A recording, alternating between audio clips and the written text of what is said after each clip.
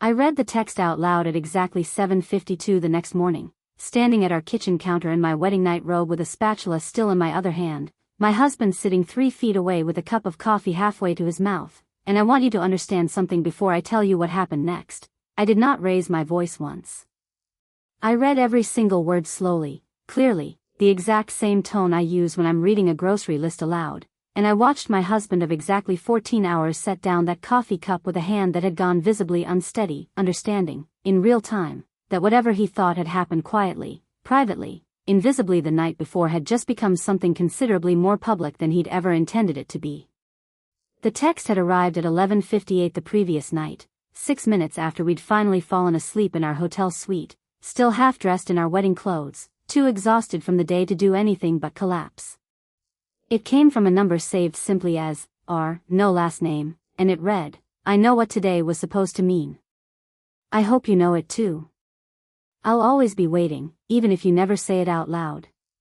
My name is Evelyn Marsh, and this is the story of the 14 words that arrived on my wedding night, the breakfast the next morning that neither my new husband nor his mother, who happened to still be staying with us that particular weekend, will ever forget, and the exact, deliberate reason I decided that whatever conversation needed to happen about this text was going to happen in front of witnesses, over eggs and coffee, rather than quietly, privately, in the dark where he'd clearly hoped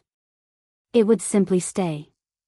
I need to explain the specific circumstances of that weekend first, because they matter enormously to why I made the choice I made at that breakfast table, a choice that surprised even me in the moment, though I've had considerable time since to understand exactly why it felt like the only correct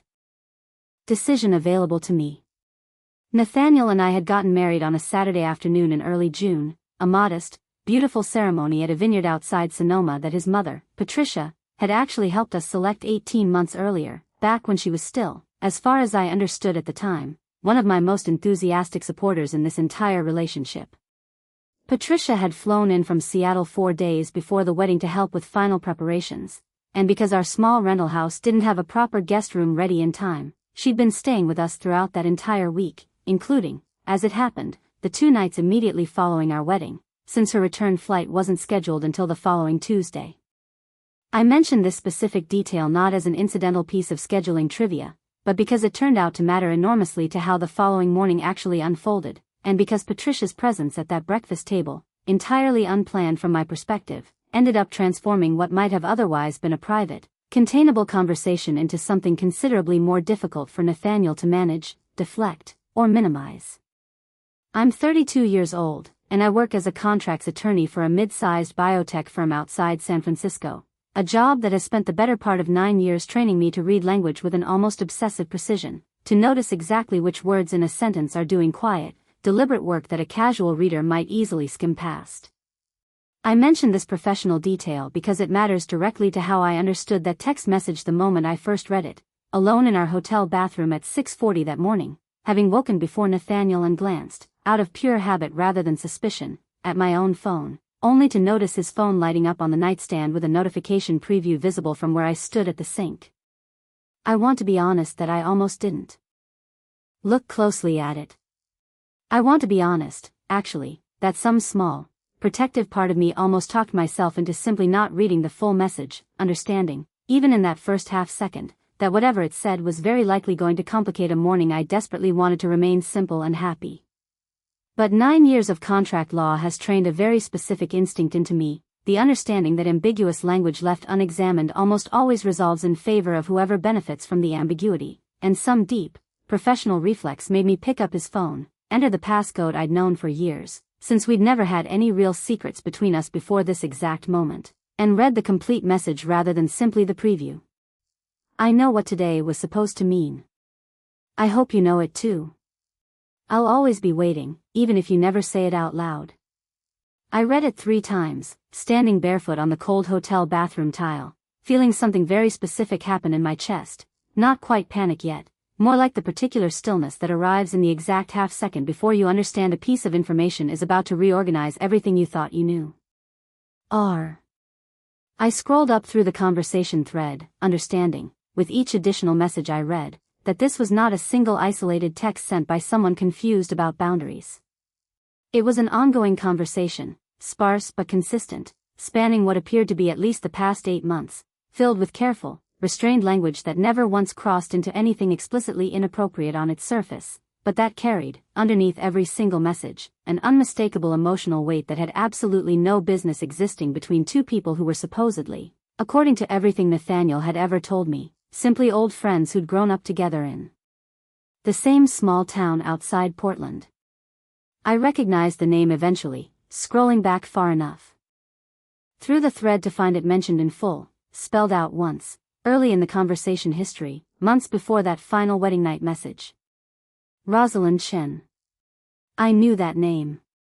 I had, in fact, met Rosalind exactly once, roughly a year and a half earlier, at a mutual friend's barbecue, introduced to me by Nathaniel himself as Rose. We basically grew up together, our moms were best friends, delivered with the same easy, unbothered casualness I now understood, standing in that hotel bathroom, had been carefully calibrated to prevent me from ever asking a single follow-up question. I remembered her, actually, with unsettling clarity now that I was looking specifically for the memory, pretty, quiet, watching Nathaniel across that backyard with an expression I had, at the time, simply filed away as ordinary friendliness, having absolutely no reason yet to read it as anything more significant than that. I sat down on the edge of that hotel bathtub, still holding his phone, and I made a decision in the span of maybe 90 seconds that would end up shaping the entire following morning. I did not wake Nathaniel. I did not confront him at 6:47 in the morning, exhausted, still processing my own shock, in a hotel room where the conversation would be entirely private, entirely deniable, entirely manageable by him alone, without a single other person present to witness whatever version of events he decided, in the moment, would be easiest for him to construct.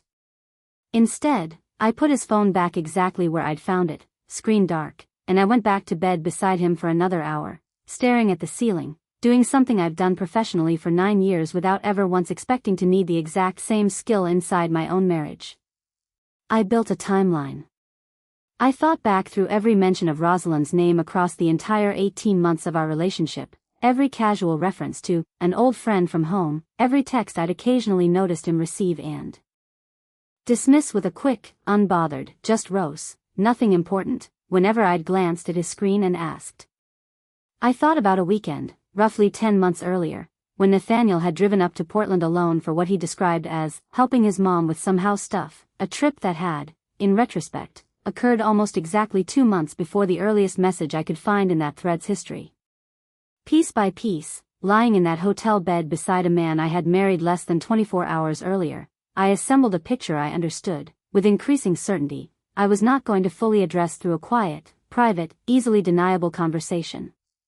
Because here is the specific thing I understood, lying in that bed, that ultimately shaped everything that happened at breakfast. I had watched, over the preceding 18 months, an entire quiet pattern of small deflections and casual dismissals that I now recognized had been deliberately, carefully constructed to prevent me from ever asking the harder questions. And I understood, with a clarity that felt almost clinical in its precision, that if I confronted Nathaniel privately, in our hotel room, alone, I would receive exactly the same kind of carefully managed, half-true explanation he'd been giving me for a year and a half, an explanation specifically designed, in the moment, to minimize, reframe, and ultimately survive without requiring him to fully, completely account for what that message actually represented.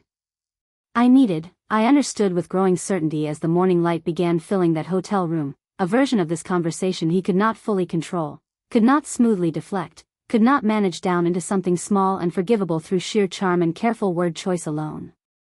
And I understood, specifically, that Patricia's presence at breakfast the next morning, entirely coincidental, entirely unplanned by me, offered me exactly that opportunity, because Nathaniel had spent his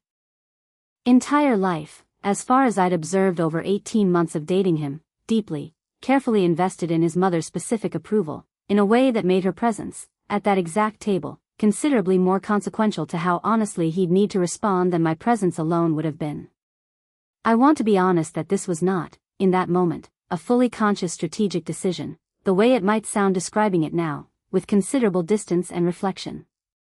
It was, more accurately, an instinct, the same instinct that has served me through 9 years of complicated contract negotiations, understanding, almost without fully articulating it to myself, that certain conversations only produce honest answers when they happen in the right room, with the right people present, under conditions that make deflection considerably more costly than simple honesty. I got up before either Nathaniel or Patricia, showered, dressed, and went down to the small kitchenette attached to our suite, where I began making breakfast with a calm, deliberate focus that I understand now, in hindsight, was probably the only thing keeping me from falling apart entirely in those specific hours between reading that text and deciding exactly how I wanted to address it. Patricia emerged from her adjoining room around 7:30, already dressed, already cheerful in the specific, warm way she'd been cheerful throughout the entire preceding week, genuinely, sincerely happy about her son's marriage in a way I had absolutely no reason yet to doubt. "Good morning, Mrs. Marsh," she said warmly, using my new married name with obvious delight, settling into a chair at the small kitchen table while I finished plating eggs. "How does it feel? Any different yet?" I smiled at her, genuinely, because whatever I now understood about her son, I still, in that specific moment, felt nothing but warmth toward Patricia herself, a woman who had welcomed me into her family with total, uncomplicated generosity from nearly the first week Nathaniel and I started dating. "Ask me again in about 10 minutes, I told her, and I want to be honest that some part of me, even saying that sentence, understood exactly how loaded it actually was, though Patricia herself, of course, had absolutely no way to read it that way yet. Nathaniel came down a few minutes later, still slightly bleary, kissing my cheek, settling into the seat across from his mother with the easy, unguarded comfort of a man who had absolutely no reason yet to suspect this particular breakfast was going to unfold any differently than the dozens of ordinary family breakfasts that had come before it. We talked, for a few minutes, about entirely mundane things, Patricia's flight home the following Tuesday, a thank you card list we still needed to finish, whether the vineyard's photographer had mentioned when we might expect the first proofs. I let that ordinary conversation continue for perhaps 10 minutes, deliberately, watching Nathaniel relax further with each passing minute, understanding that the contrast between this easy, comfortable warmth and what was about to happen was itself going to matter to how completely, undeniably clear the moment became once I actually spoke. I set down my own coffee cup at approximately 7:52, and I want to describe exactly how I did this, because I've thought about it often since, the specific, deliberate calm I brought to a moment that could have very easily, very understandably, unfolded as pure chaos instead. "I want to read something out loud," I said, my voice entirely level, entirely ordinary, the exact tone I might use announcing I'd found a good deal on flights for our honeymoon. Nathaniel looked up, still smiling, still relaxed, having absolutely no context yet for what was about to happen. I took out my own phone, having photographed the message and the surrounding conversation thread the moment I'd first discovered it in the hotel bathroom that morning, understanding, even then, with a clarity I'm genuinely proud of in hindsight, that I needed documentation that would survive independently of Nathaniel's own phone, in case he deleted anything the moment he understood I knew. "This came in last night," I said, still entirely calm, at 11:58, about 6 minutes after we fell asleep. And then I read it, slowly, clearly, every single word landing in that small hotel kitchenette with a weight that I watched, in real time, drain the color completely from my new husband's face. "I know what today was supposed to mean. I hope you know it too. I'll always be waiting, even if you never say it out loud." I set my phone down on the table, screen still lit, the message clearly visible to both Nathaniel and, crucially, to Patricia, who had gone completely, utterly still across the table, her fork frozen halfway to her mouth. The silence that followed lasted, by my own later estimate, somewhere close to 15 full seconds, though it felt, in the moment, considerably longer than that. Nathaniel's mouth opened, then closed, then opened again, the particular, visible process of a man scrambling to construct some version of an explanation while simultaneously understanding, with growing horror, that his mother was sitting right there, watching every single second of that scramble unfold in real time. "Who sent that?" Patricia finally asked, her voice carrying a specific, sharp quality I had genuinely never once heard from her in 18 months of knowing her. Nathaniel didn't answer immediately, and that silence, I understood watching it happen, was itself answering the question more completely than any explanation he could have constructed. "Nathaniel," Patricia said again, her voice tightening further, "who is R?" I watched him understand, in that exact moment, that whatever careful management he'd been doing for the better part of a year, possibly longer, had just, entirely, completely run out of room to continue, precisely because the one audience he had absolutely no ability to smoothly deflect around. His own mother, sitting 3 feet away with a fork frozen in midair, had just heard every single word with total, unfiltered clarity. "It's Rosalind," he finally said, his voice barely above a whisper, and I watched something shift immediately across Patricia's face, a recognition I hadn't expected, understanding, in that specific moment, that this name apparently carried some history for Patricia herself, considerably more than the casual, old friend from home, framing Nathaniel had always used with me. "Rosalind Chen," Patricia repeated slowly, and then, turning toward me with an expression I can only describe as a complicated mixture of horror and something that looked, unmistakably, like guilt, she said something that ended up reorganizing this entire story considerably beyond what I'd understood even reading that message for myself. "Evelyn, I need you to understand something. I didn't know this was still happening. I want you to believe that. But I knew, years ago, that Nathaniel and Rosalind had feelings for each other, back before either of them even knew you existed. I told him, years ago, that he needed to be completely honest with you about that history before things got serious between you two. I genuinely believed, based on everything he told me over the past year, that he had been." I sat with that revelation for a long moment, understanding that this breakfast had just become considerably more complicated than the version I'd walked into that kitchenette expecting to have.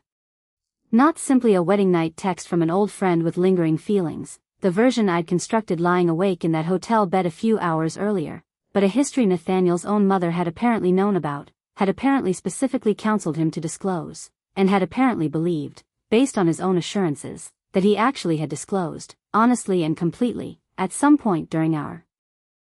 18 months together.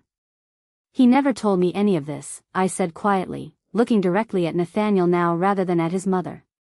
"Not once. You introduced her to me as someone you basically grew up with. You never once mentioned there had been feelings involved, on either side, past or present." Nathaniel's hands were visibly shaking now, wrapped around a coffee cup he wasn't drinking from. "It wasn't relevant anymore," he said, his voice cracking slightly. "It was years ago. I thought it was completely over." "Then why is she texting you on our wedding night?" I asked, and I want to be honest that my voice remained entirely calm even as I asked what was, functionally, the single most devastating question of that entire morning, saying she knows what today was supposed to mean, and that she'll always be waiting.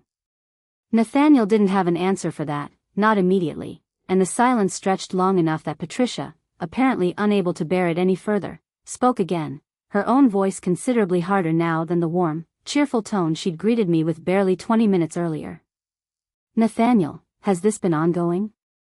Have you been in contact with her this whole time you've been engaged to Evelyn?" And here, watching my husband of 14 hours sit across a small hotel kitchenette table from both his new wife and his own mother, simultaneously, with absolutely no ability to smoothly manage or minimize the question either of us was asking, I watched him finally, completely crack open into something closer to the truth than I believe he'd ever intended to offer either of us voluntarily. He and Rosalind, it turned out, over the course of the following 20 minutes of increasingly difficult conversation, had never fully stopped communicating throughout our entire relationship, though he was careful, even then, even cornered as thoroughly as he was, to insist repeatedly that nothing physical had ever happened between them during this period, a claim I want to be honest I genuinely believe, based on everything I understood by the end of that conversation and everything I've learned since. What had happened, instead, was something I found, in some ways, considerably more difficult to fully process, an ongoing, sustained emotional intimacy, conducted almost entirely through text messages and occasional phone calls during his solo trips to Portland. Conversations Nathaniel had apparently convinced himself didn't constitute any real betrayal precisely because they remained, technically, non-physical, a distinction he clung to with a specific, desperate insistence that told me more than almost anything else that morning, exactly how much careful rationalization he'd built around this entire situation over the preceding year and a half.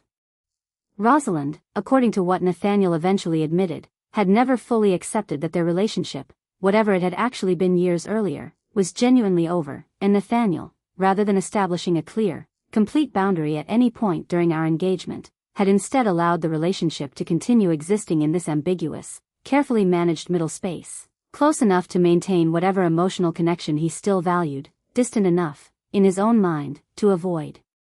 technically qualifying as infidelity. Patricia's reaction, over the following hour, ended up mattering enormously to everything that happened afterward, in ways I genuinely hadn't anticipated when I first decided to read that text aloud in front of her. She was, unmistakably, furious with her son, in a way that carried a specific moral authority I understood, even in the moment, I simply didn't have access to on my own, the authority of a mother who had, apparently, years earlier, explicitly warned her son about exactly this pattern of behavior, had explicitly told him that maintaining any kind of ongoing emotional intimacy with Rosalind while pursuing a serious relationship with me constituted a fundamental dishonesty he needed to resolve, one way or another, before things progressed any further. "I told you," she said, her voice shaking now, somewhere between anger and genuine grief, "years ago, I told you that you needed to either fully let go of whatever you and Rosalind had, or be honest with Evelyn about it before things got serious. You promised me you had. You looked me in the eye at your engagement dinner and told me it was completely resolved."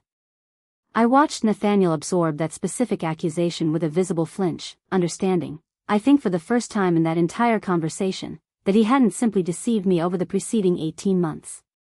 He had deceived his own mother as well, someone whose approval and trust one understood, watching this unfold, mattered to him considerably more than almost anything else in his life. I want to explain something about why I made the specific choice I made that morning, reading that text aloud rather than confronting Nathaniel privately, because I think it matters enormously to understanding everything that happened over the following months.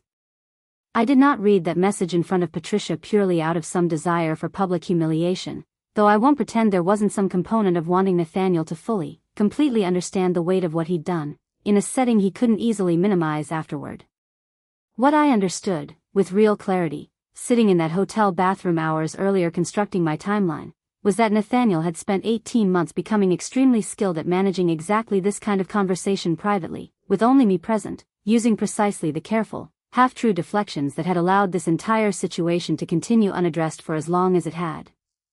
I needed a version of this conversation he could not control, could not smoothly navigate through charm and careful minimization alone, and Patricia's presence, entirely. Unplanned on my part but genuinely essential to how honestly this conversation ultimately unfolded, gave me access to exactly that.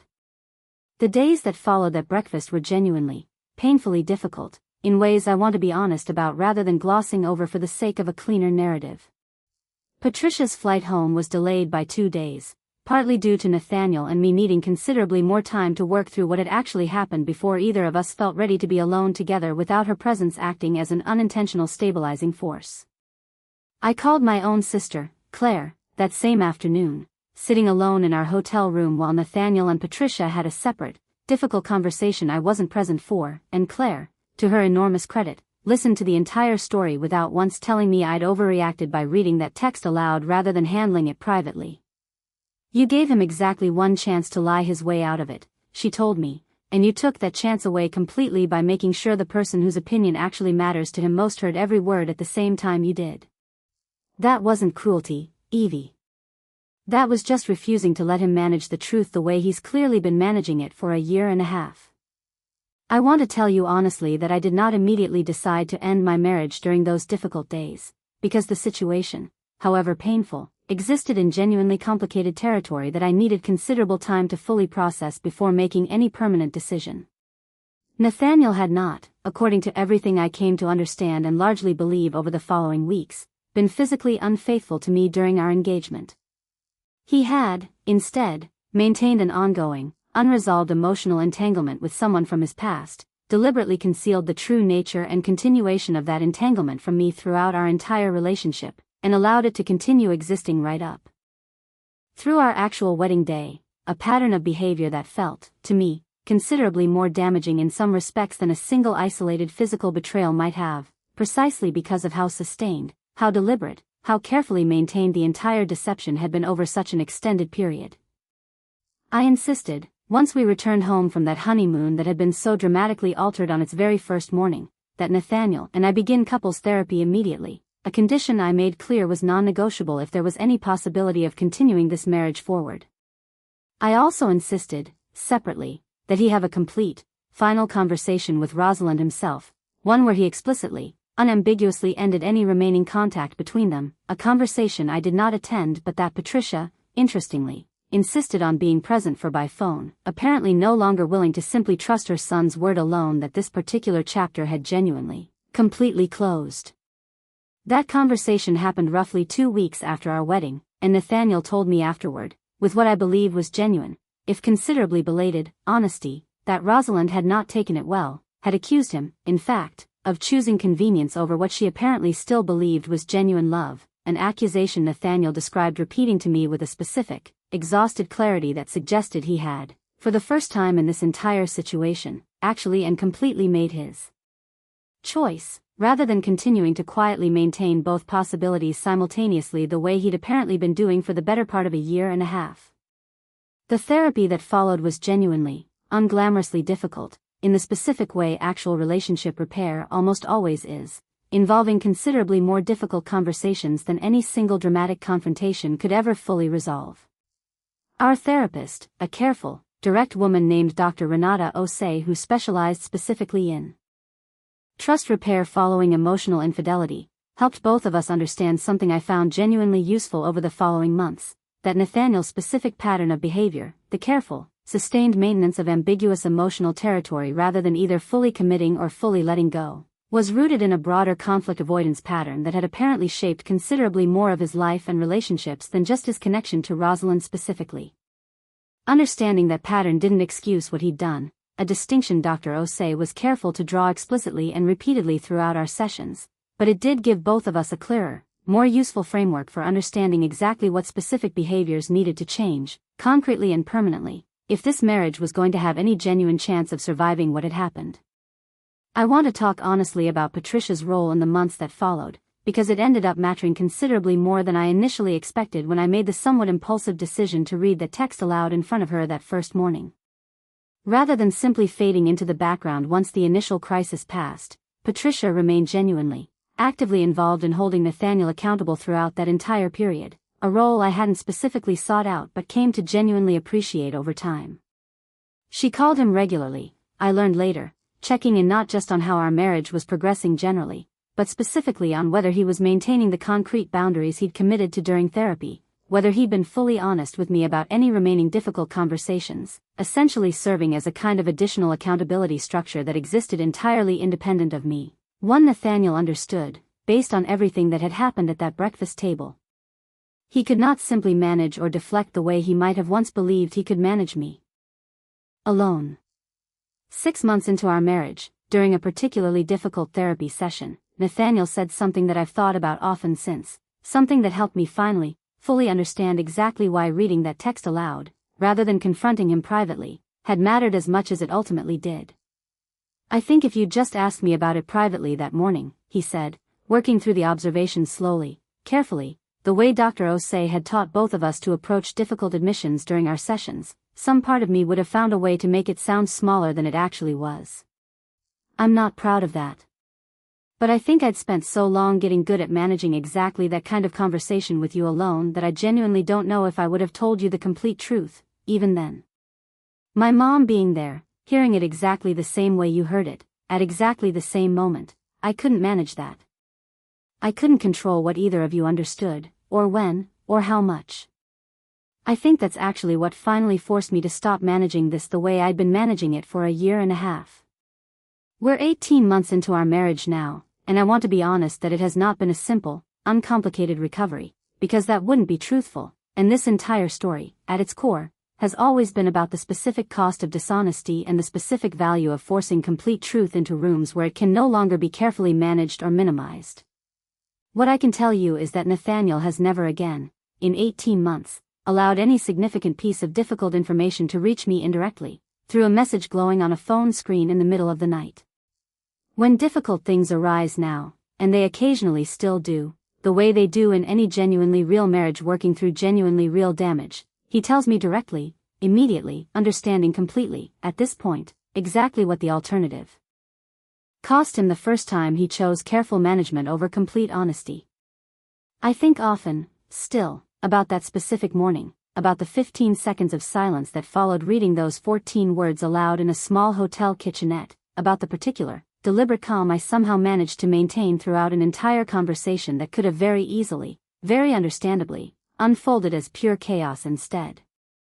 I think about how different that entire morning might have unfolded if Patricia's flight hadn't happened to be delayed by our small rental house's unfinished guest room, if I'd confronted Nathaniel alone in that hotel room instead, working through whatever careful, half-true version of events he might have constructed for an audience of exactly one.